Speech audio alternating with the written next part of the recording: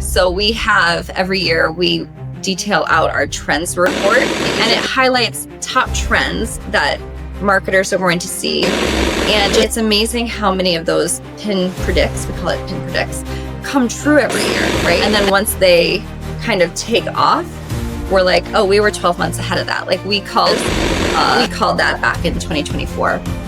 So Pinterest is a inspiration platform that really sets us apart from other peer social platforms where people are going for entertainment. So from an automotive marketer's perspective, that platform is a goldmine to reach folks while they're open-minded and undecided about their next vehicle.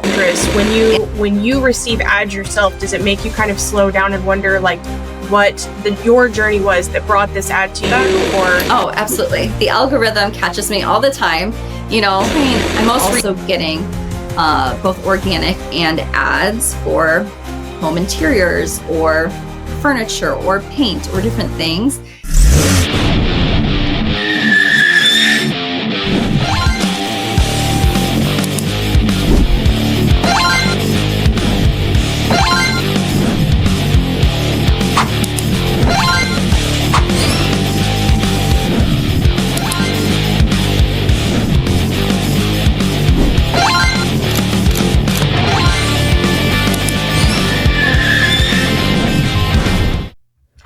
It's another day and another podcast episode. It is the I'm a Car Chick podcast. Of course, we are in Women in Automotive season. If you've been listening to my most recent episodes, you have heard all of the hype, all of the excitement that is going around this event. Guys, this is a one-of-a-kind event. If you haven't already purchased your tickets, I have an exclusive discount code for you that I will give you at the end. But today's guest is going to be one of our exclusive speakers. I've never seen her speak before, so this will be a first time for, I think, a lot of us getting to hear her perspective on things. She works at Pinterest as a lead client partner. Please help me introduce Allison McConeghy. Hello, Allison. Hello. Thank you for having me.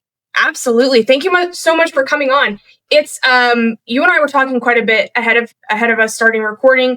I get to know a little bit about, what your session's about and a little more information on the data that you've been compiling. But before we would dive into that, I would really love if you could give our listeners a little bit of background on you, who you are, and how you came to, be such a spearhead at Pinterest. Wonderful. Sure thing. So, like I said, my name's Allison McConeghy. I've been at Pinterest it'll be 8 years this summer. When I started at the company, the automotive team here based in Detroit was quite small. There were only 2 of us. So we covered everything from a tier 1, tier 2 perspective. We built up the business with GM and Ford. And then over the years, we kind of graduated the business to encompass tier 3. So currently, I own the Nissan and Mitsubishi relationships from a tier 1, tier 2 perspective. In addition, I also lead our tier 3 team. So that's focused on tier 3 agencies to onboard the thousands and thousands of automotive dealers across the country. Prior to Pinterest, I was at Pandora Radio in similar roles. I was there for, I believe it was 7 years. It's all starting to blur at this point. And prior to that, I did a stint on the agency side and even client side previous. So I've kind of seen the advertising space from all facets. And I'm loving what I'm doing here at Pinterest. Absolutely. And it's exciting work. And honestly, as a Pinterest consumer, I imagine others just like me would think, man, I never thought to use Pinterest for automotive marketing and all of the ways that it can be successful in this. And you're even diving further into that, and not just how it's good for buyers, but how it's good for the female buyer and what the data is showing, which is a lot of what your presentation is on. Yes, absolutely. So Pinterest is a inspiration platform that is very focused on positivity. And when people come to our platform, they're open-minded and undecided. So that really sets us apart from other peer social platforms where people are going for entertainment or to share information about themselves, perhaps a vacation they went on, or, what their child just did at school that they're so proud of. On Pinterest, it's really a personal discovery platform. People are there for themselves to find inspiration and to plan for their future. So from an automotive marketer's perspective, that platform is a goldmine to reach folks while they're open-minded and undecided about their next vehicle. And we have data that shows that when a consumer, particularly a woman, is cycling through a key life moment like getting married, having a baby, buying a home, they're much more likely to purchase a new vehicle within the next 12 months. And those core use cases, like getting married, buying a home, having a baby, are reasons people come to Pinterest, right? You've probably done it yourself or had girlfriends utilize the platform to plan that beautiful wedding, to put their dress, their reception decor, perhaps plan their honeymoon. So all of those signals are available for marketers to tap into and for savvy automotive marketers to really take advantage of so that they can reach that consumer while they're planning for that life event. And they may not realize that that life event is going to put them in market for a new vehicle because they're going to change who they are and what their needs are from an automotive perspective over the coming months. That's so interesting. And I love that you have so much of that data to back it up. What would you say, without getting too nitty gritty in the details, like advertising costs through Pinterest as opposed to other social platforms, because you're not having to fight for so much feed space with people who are just there for entertainment? This episode is brought to you by Epic BDC, your number one outsourced BDC solution. Learn more about Epic BDC by checking out the link in the bio. Absolutely. Yes. Yep. So our audience is very engaged with the content they're consuming on our platform, which makes it a much more performant platform for advertisers, right? Like folks are scrolling at a much slower speed. It is still that vertical layout that you're used to across any social app. But the scroll speed that people are going through is much slower because they're looking for ideas and they're evaluating each pin that they see. Does this fit into my life? Should I consider that shirt or that outfit or that vacation spot looks really interesting? Like I want to click into this and better understand where that is. So all of that information provides the consumer more time to absorb that marketing message that is in front of their eyes. And if you haven't seen them, ads on Pinterest are core to the platform. They fit in very nicely with the organic content that you see. And ads are additive to that consumer experience because it's providing value to the consumer, the pinner, as they're evaluating and scrolling through and trying to find inspiration. So that all nets out to a really performant media performance for the marketer. So what's interesting to me, especially about you, is that you're now working with Pinterest on visual, pretty much visual only. You can throw some videos in there, but it's mostly visual. You get one chance to stop the scroll, as opposed to working, you said you did a similar role with Pandora, where you have no visuals. It's going to be mostly audio only, not even video there. How do the trends differ from radio, which a lot of dealers are still advertising on radio and even moving to streaming platforms like Pandora? How do the trends differ from audio to visual only? Yeah, great question. In full transparency, I'm not totally up to speed on the audio space anymore since I've been at Pinterest for about 8 years now.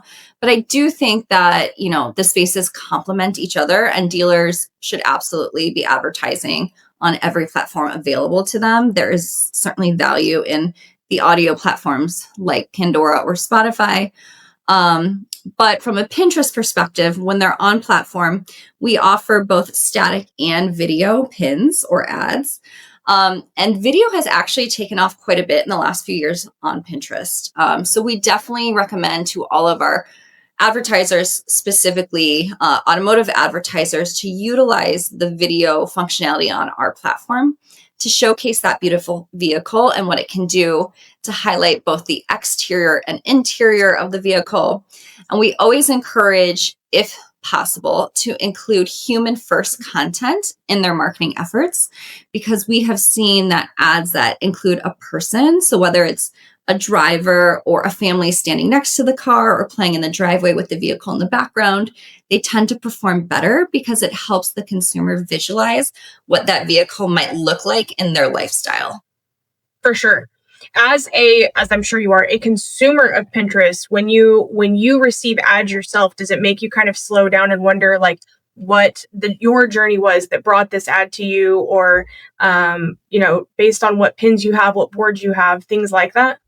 Oh, absolutely. The algorithm catches me all the time. You know, most recently, I've been on the platform planning for my son's second birthday. We're going to be doing a Thomas the Train themed birthday party. So my feed is populated with lots of creative ideas around that. But in addition to that, it also remembers what I have done historically on the platform. So some of like the evergreen use cases in my life tend to be like home renovation projects, right? Like beautiful interior shots. So while I'm scrolling through my home feed and it's lots of Thomas the Train, I'm also getting both organic and ads for home interiors or furniture or paint or different things. And it is always surprising in a positive way, like, oh yeah, I have been wanting to like redo that bathroom, and like this kind of brought it top of mind again and is making me think like, ooh, should I like reorganize my priority list when it comes to the house? So I think that's part of the power of Pinterest, right? It's not only what you're planning for currently, like in the very near term, maybe the next 4 weeks. It's also kind of those long evergreen projects that you're looking to do in the next 12 to 24 months. I was going to ask, are you in your home right now? Did you know that there's a monthly newsletter where you can keep in touch with everything the I'm a Car Chick podcast is up to? There is. Check out the show notes below, and you can also follow us on all social media and stay in tune with whatever we're up to. I am in my home right now, yes. That wall behind you? Yes. It is gorgeous. Thank you. I love Inspired by Pinterest, of course. My contractor is very familiar with the platform because that's where I send him all of my inspiration, and he brings it to life for me. That's so cool. And it is such an inspiration platform. And I don't know if before this I would have thought to call it that, but I mean, I myself used it. We almost bought one house in specific back in 2021. And I literally, the address of that house was supposed to be 123 Jill Boulevard. And I literally just named that board 123 with a heart because it was a cool number. And had all these ideas of things I wanted to do with that house. That the buying ended up falling through. The seller was doing some dumb stuff, but I think I used it for my wedding. I mean, gosh, that's been almost 8 years ago now. So trying to remember exactly what I used it for then, and semi shotgun wedding. But I use it all the time for inspiration, mostly tattoos, hairstyles, stuff like that. And so I would as a consumer would never think to pay attention and slow down to what my algorithm is telling me and take a look at these things. And so now I'm very much going to be aware of it, where sometimes on Facebook, you're like, all right, you were listening to me talk about this. Like, you can tell that those ones are almost a little bit too curated and like, okay, I wasn't even talking about this for me. It was for somebody else. Like, chill out. You don't need to be feeding me all this stuff as a curiosity point, because, of the social media platforms, I think TikTok has been talked about a lot recently, just because people, the younger generation is using it almost as a search engine for how-to videos, stuff like that. Where do you guys see kind of the incorporation of more video in the platform? And I know this may not be you directly, but how do you see the incorporation of more video in the platform to stay relevant with the newer generation? Sure. So yes, all of the data points from pinners and consumers show that video advertising and video content is what people want to see these days, right? They want those videos to be short and snappy. They want to grab you within like the first 3 to 5 seconds. So we, of course, are taking all of that into account when we, roll out new products and product iterations on our platform. I would say some of the differences between us and other peer social platforms are that people are on Pinterest really with a different mindset. So it's not entertainment focused. It's really about themselves and what they're planning for themselves for the future, or thinking of different versions of themselves, kind of playing around with like, what could I be? What do I want to be? What am I interested in? And the trends that you see on other platforms don't come into play quite the same on Pinterest, right? So it's like on TikTok, there's a new trend every couple days, it seems like, which is super exciting, but it also is so fast and you can miss out as a marketer. Versus on Pinterest, it's a little bit more evergreen. Our content and ads stand the test of time a little bit longer. It's less trend based. And it's also forward facing. So we have every year we detail out our trends report. It usually comes out in December for the next year. And it highlights top trends that marketers are going to see just in the zeitgeist across the board, across every social platform, in fashion, in music, across every industry. And it's amazing how many of those pin predicts, we call it pin predicts, come true every year, right? And that's because consumers are on our platform kind of discovering and playing around with these new ideas. They save those ideas, they start to bubble up. And then we can see those trends over time start to surface. And then once they kind of take off, we're like, oh, we were 12 months ahead of that. Like we called fisherman aesthetic, which you might see right now kind of in the fashion zeitgeist with sandals and different fashion ideas. Like we called that back in 2024. Wow. Cherry coated was another one. Your dress might be part of that, like that bright, beautiful, vibrant red color that has been, in every store, every boutique right now. It's just the color. Same with butter yellow. We called that last year because we saw our consumers starting to engage with that content and those ideas. And so, again, it kind of differentiates us being a more future-focused platform versus what's happening in the moment. Out of curiosity, and this is just a random idea because of who I am, that you just said the two colors, the red and yellow mixture. I have to ask, do we feel like Taylor Swift and the Chiefs have anything to do with that? This episode is brought to you by SCP Agency, your one-stop shop for organic social media. Check them out by clicking the link in the show notes or visit scpagency.com. I mean, she is an icon, so she could have influenced it for sure. Because I remember, so I've been a Chiefs fan for years, like way before her. And so getting to see more people popping up in jerseys and red and yellow and being more aware, not even just of the Chiefs, but of football in general, is something that definitely happened in the last 2 years after, she incorporated. But influencers and celebrities have huge influence over our social media activity and our wardrobes more than we even realize sometimes. Oh, 100%. And so that's interesting to know that. I don't know. That's just my idea. I can't think of why else is red and yellow popular, but I'm trying not to, just use what I know. To something. Absolutely. It makes sense. I mean, unless McDonald's just randomly got popular again, because the only other red and yellow thing brain tied to is either McDonald's or Little Tykes. That's very true. This is so much fun.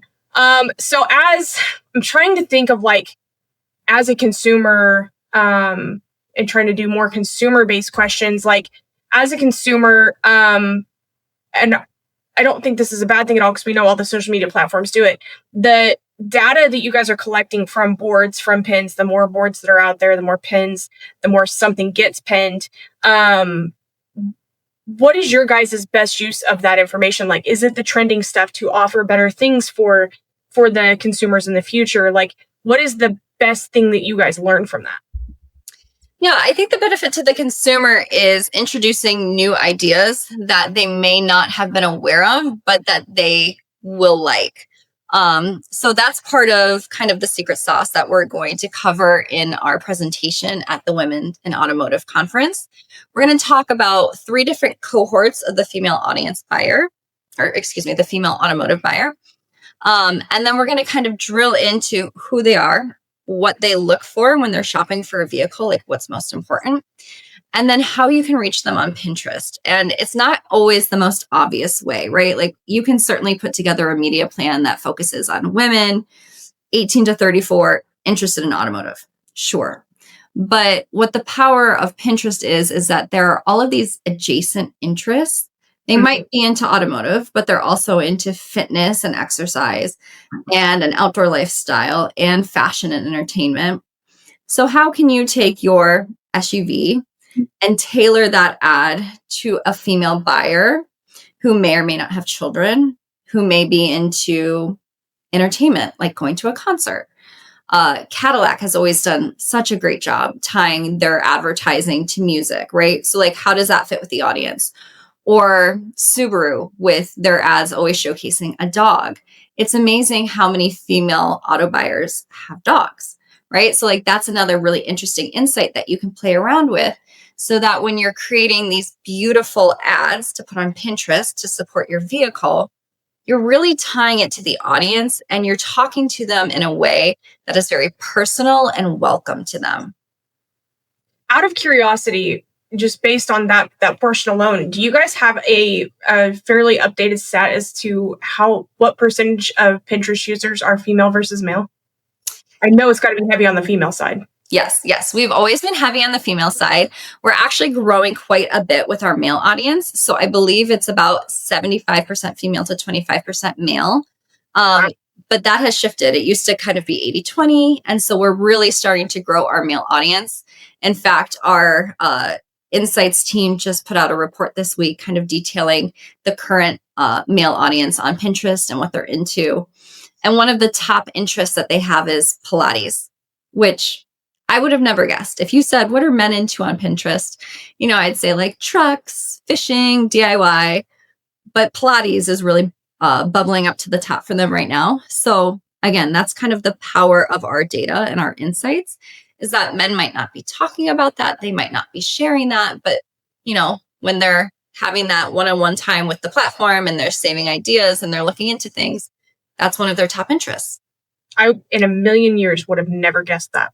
Yes. I would have guessed all the same things as you, like sports cars, trucks, hunting, fishing, all of that, like outdoorsy type stuff. My brain would have never gone to Pilates. So that's interesting. Out of curiosity, like what is most popular with women? Is it also Pilates right now? You've made it this far, and I have to say thank you so much for listening. Please be sure to rate the show, whether you're listening on Apple Podcasts or Spotify, subscribe on YouTube, and of course on all social media channels. Light it up. I don't have the latest data points on that, but in general, women tend to engage with different topics like around fashion, beauty, beauty being makeup or hairstyle, cooking always comes to the top, recipe saving, things like that. And then of course there are some core use cases like wedding planning or planning for a baby that always rise to the top. So interesting. I love all of this data that I would have never thought of, like as a marketer or a consumer, like all of the different ways that can be used. Do you see, I know that you're working with Nissan and Mitsubishi specifically, so it may be hard to segment based on this. Do you see a lot more female automotive dealer owners, like the women who own the dealerships or do the marketing at the dealerships, utilizing Pinterest as an advertising platform as opposed to men? Because obviously if there aren't as many men using Pinterest, they don't understand. That's a great question. Very insightful. So yes, I have been working on the tier 3 business for about 5 years now. We kicked it off, unfortunately, right when COVID hit. So it was a funky first year for sure. But I have always found that when I'm speaking with dealers directly, if there is a woman involved in the conversation, whether she is the owner, the GM, or a marketing manager, she tends to get it a little bit faster than a male counterpart who's not on the platform. That being said, we talk to many men who utilize the platform for different use cases, and they do see the value in the platform. But of course, anytime you're meeting someone who is unfamiliar with it, there is a bit of an education piece that you have to overcome and help them understand. But it's wild how many like male owners we speak with, and they're like, well, I don't use Pinterest, but my wife loves it. And every time she's on it, she has a different project for me. Like that's the story I hear time and time again.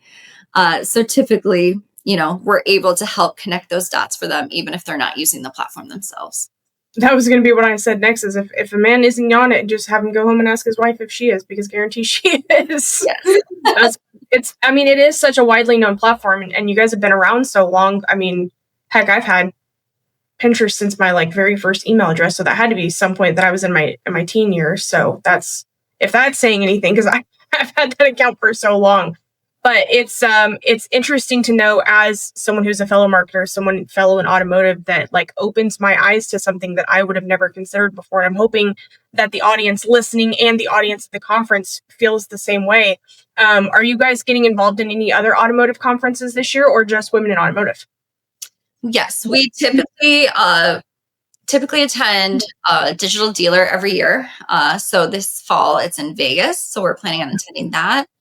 NADA in Q1. Typically, we're there every year. This past year, we didn't make it, of course, like so many people. Our travel plans were blown up at the last minute due to the ice storm. So we're very hopeful that this year will play out a little bit differently.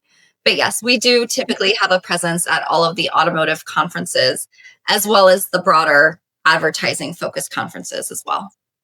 Do you yourself get to be at the digital dealer and NADA? Yes. Sweet. Do you guys have a booth, or do you guys kind of just attend? Do you have sessions? What's your role in that? Yes. So typically we're speaking. This year we are not. So we will be attending. Typically we utilize that time to meet with our agency partners and speak with dealers directly if there are folks that are open to speaking with us. That's awesome. I love getting to go to conferences and the networking you get to do in person, but this is definitely a conversation that more people need to hear, a platform that marketers need to be taking seriously. I mean, all of the conversation has been about how women are influencing more of the buying decisions. And one of the best ways to get in front of them is to get in front of them on the social media apps that they're using and the everyday apps they're using. So it's a no-brainer conversation for me. And I can't wait to be a part of your session at Women in Automotive. If someone wants to connect with you ahead of the conference or ask you any questions or anything along those lines, what's the best way for them to connect with you? Yes. So they can reach out to me on LinkedIn or they can email me. It's McConeghy@Pinterest.com. Perfect. And all of that will be in the show notes for everybody. If you guys, I promised you guys at the beginning that I would give you a code. If you guys have not yet purchased your ticket for Women in Automotive to make sure that you are there to be a part of these conversations, go online to womeninautomotive.com, get your ticket. Your code is CARCHICK25, no spaces, no capitals, just CARCHICK25.